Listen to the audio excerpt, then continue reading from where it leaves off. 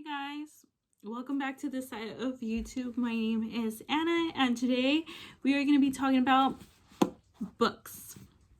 So in case I just want to come on here and mention a couple things real quick. I do have a booksta and obviously it's open to whoever wants to have a conversation with me. I haven't shared there in a while. But I will be posting very soon.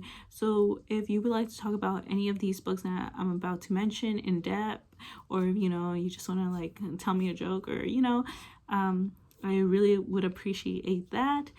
Also, I would just like to mention that I'm gonna sound possibly negative in some of these book videos that I'm about to make and future ones, but I in no means I absolutely do not mean to be hating on the author or the book itself. Odds are that I was probably just upset with the ending and now I'm hating the whole thing. But yeah, that's pretty much it. So let's get started. I'm not gonna try to go too in depth with these book videos just because I know I like watching book videos and I haven't read the book sometimes and I don't want spoilers. But like I said, if you want to conversate about it, my bookstagram is gonna be down below, linked just for you guys. And I think that's it. That's all I got to say. So yeah, let's get started. So today I'm going to be talking about two books that I personally find similar and in a way. So I'm going to be talking about The Wives by Taryn Fisher and The Lies We Told by Camilla. So right now it's actually raining outside. It's pouring, so if you can hear the rain, I'm so sorry about that, but let's power through this. So let me start off by I actually got both of these books at the thrift store. That's the only reason I buy these. Most of my books have been thrifted. I don't think I pay full price for any of my books. So that being said, this is why I got these. Okay, so they're both under 300 pages, but let me start with this one. I'm going to read the back and then talk about it a little bit. I'm going to try not to give out any spoilers, but like I said, it's going to be kind of hard. So yeah, let's start off. You've never met the other wives. This is how it reads in the back, okay? You've never met the other wives. None of you know each other, and because of this unconventional arrangement, you can see your husband only one day a week, but you love him so much you don't care, or at least that's what you've told yourself. Okay, so throughout this book, we start off with, I believe her name was Thursday. It's been a while since I read this book, so excuse me if I get some of the characters wrong. I know I should probably have taken notes, but this is like a raw video. Okay, so her name is Thursday, and she has a husband named Seth, whom she is in a polygamous relationship with, which means that in her case, she only gets to see him one day a week. And I think the thing I hate about this book so much is, like it says right here, but you love him so much you don't care. So she does not want to be in a polygamous relationship at all. But this girl is doing it because she doesn't want to lose her man. And I think that's what's so hard about reading this book. Wrapping my brain around the fact that you will do anything just to keep this one person next to you. Like, no, girl, like, you're a whole woman. Like, anyways, moving on. But one day while you're doing laundry, you find a scrap of paper in his pocket, an appointment reminder for a woman named Hannah, and you just know it's another of the wives. So we realize throughout this book that none of the wives actually know each other. It's not like that one show on TLC or whatever it is on now. None of the wives actually know, sister wives or some shit like that. So it's not like that at all. Let me just switch hands. They know nothing about each other. They know they don't know their name, their age, you know. The only thing Thursday does know is the little information that she gets off of her husband Seth when he comes around every Thursday. But that's like literally it. So for her to find this letter was kind of like mind-blowing, as we see, and it leads her to snoop around even more.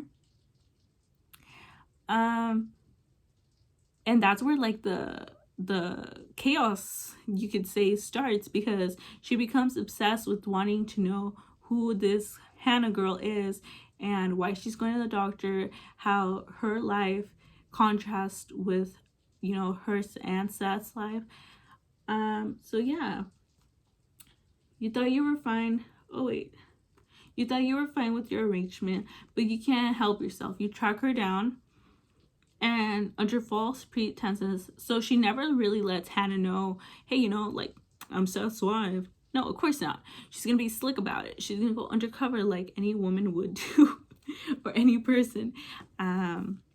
You strike up a friendship. Hannah has no idea who you really are, and then Hannah starts showing up to your coffee dates with telltale bruises, and you realize she's being abused by her husband, but who, of course, is your husband, but you've never known him to be violent ever. So we realize throughout this book that Thursday is very different from her wives. From the other wives, she tries to be more seductive, more, you know, body pleasing towards Seth, and she also likes to cook for him. You realize that he never really takes her out to eat or anything because he's scared that other people will see them, blah blah blah. She has also never told her parents that she is in a polygamous relationship. Well, so she has her own idea of what her husband is like. So when she starts seeing that Hannah, aka the other wife, has bruises, you know, has marks, she's like, bro, like, I know who your husband is. I know who's doing this to you. And she like desperately wants Hannah to open up to her about it. But of course Hannah doesn't, because that itself is a very hard topic for any, you know, abuser, person who has been abused. But she, you know, like, pushes through. Who exactly is your husband, and how far you be willing to and how far would you be willing to go to find out? We realize she's honestly crazy. At the end, we, spoiler alert to the climax of the book, or the plot twist I should say, we do realize at the end that she is kind of crazy. And I don't know if I love or hate that part of the book. I did finish this book in one day, like I mentioned, and it's just, when I got to this point, I was just like contemplating whether I should put this book down or not. I just really felt for Thursday to realize that she's crazy the whole time. Oh Lord. But yeah, and I think the ending of this book was just not it for me, because it took mental health into a whole thing that it shouldn't have. So I guess that's where I lost my interest in this book. The ending was just not it at all for me. But yeah, for $16, or even now I believe at Target it's $12, and Target always has book deals. So if you guys are interested, I would personally give this book a 3 out of 5 stars in my opinion. I believe that the author, with all due respect, Miss Taryn Fisher, I believe that she kind of lost interest towards half of the book, and she's just like, you know, quick and done, because it is very repetitive in a way, and at times I did get frustrated of how repetitive it is. But yeah, 3 out of 5 for me. So that brings me on to the next book, and this is The Lies We Told by Camilla Way. If you read this book and you feel like you can read a little bit something a little bit better, then may I suggest reading this one by Camilla Way. I believe the authors have very similar writing, but what I love about this book is that Miss Camilla Way keeps mental health true to its meaning. So in this book, I feel like Taryn Fisher kind of sexualized, not sexualized, but I just feel like she wasn't very accurate with mental health here, where I feel as here the psycho crazy lady in this book was depicted right. So this book actually is one of my favorites, and it has 3 timelines that eventually come and conjoin together, and you get the whole gist of the whole book. So let me just read the back, and hopefully I don't give too much spoilers, because I feel like with this book I can give too many spoilers and it's just not it. Okay, so like I said, 3 different timelines, so it's gonna be reading separately for each one. The first one, a daughter. Beth has always known that there was something strange about her daughter, Hannah. Which is kind of funny because Hannah in this book was like, you know, the other woman, and then there's this Hannah. The lack of emotion, the disturbing behavior, the apparent delight in hurting others. Sometimes Beth is scared of her and what she could be capable of. So then we move on to a son.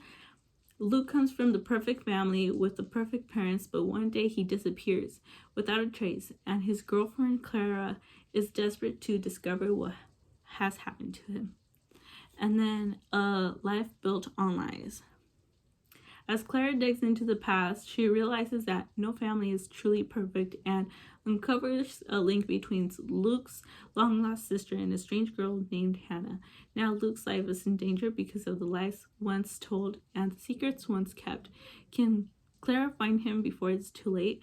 So I don't actually know what this book genre classifies as, but this one is definitely a suspense genre book. So if you like suspense, you would definitely like this one. I believe this one's more like mystery maybe, or like gore, or no, not gore. Yeah, I would say mystery. There's a lot of things I could say about this book because it's chef's kiss. Gonna give some spoilers out on this book now. So we realize that Hannah is a crazy psychopath, and I absolutely love how they described Hannah. They didn't like sexualize her in any way. They didn't make her seem appealing in any way. They gave her the crazy hair, the like mental instability, you know, and that hard relationship between mother and daughter was just there. A son. So Luke, we find out that he's in a committed relationship with a girl who we know is Clara, and we realize that he was actually very unfaithful to her, and it depicts like a true relationship, in my opinion. Like hardships, ups and downs, and the two-faced people give you, and the way that these stories combine at the end, oh my goodness, it's really good. I finished this in one day also, so I would definitely recommend The Lies We Told by Camilla Way over The Wives by Taryn Fisher. But yeah, I don't want to give too much spoilers on this, but if you would like to talk about it, please go to my booksta, and I would be more than willing to talk to you about this book, because I've yet to find somebody who has actually read this book.